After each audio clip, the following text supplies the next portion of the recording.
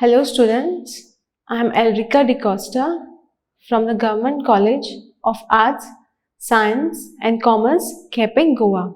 So today we will be learning about plant ecology and phytogeography. The title of the unit for you all is Ecosystems.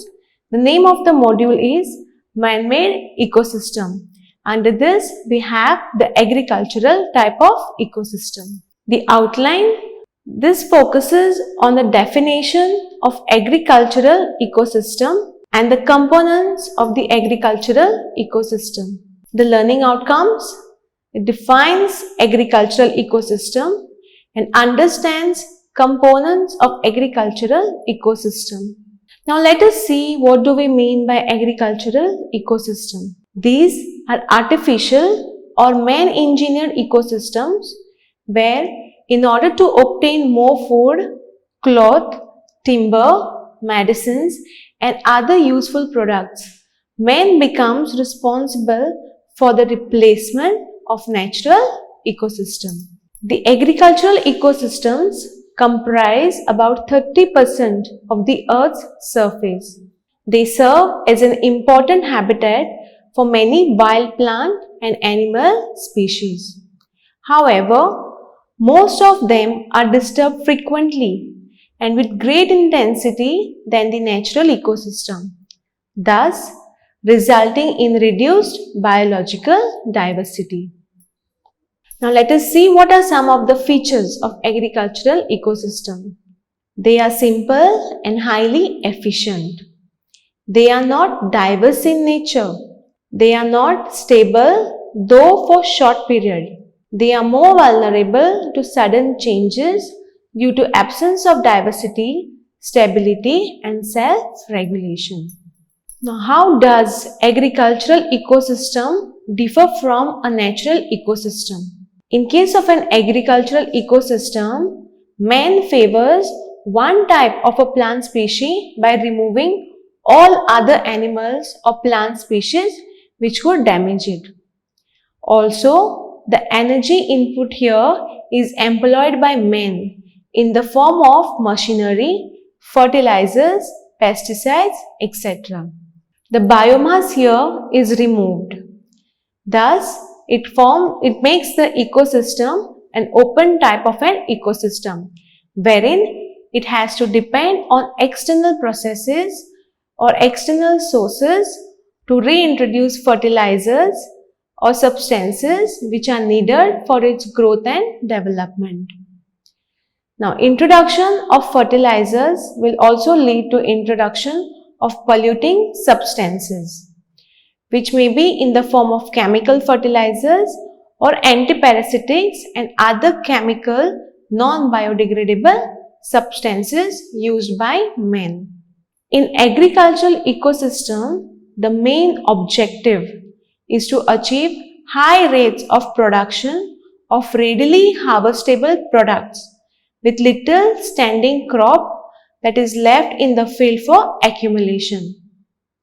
In case of a natural ecosystem, there is high rate of the standing crop as compared to production of readily harvestable product. Now, in case of an artificial ecosystem, there is production of high product, okay, and less of the biomass which is retained. But in case of natural ecosystem, we see that there is high amount of the biomass which is retained than the product that is being harvestable. Now, the agricultural ecosystem is having or divided into two types of components. The first one we have is the abiotic component and the second is the biotic component.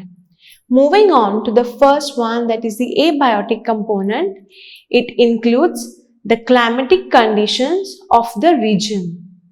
Also, the various minerals such as carbon, hydrogen, oxygen, nitrogen, phosphorus and potassium, etc., which are present in the soil and the atmosphere.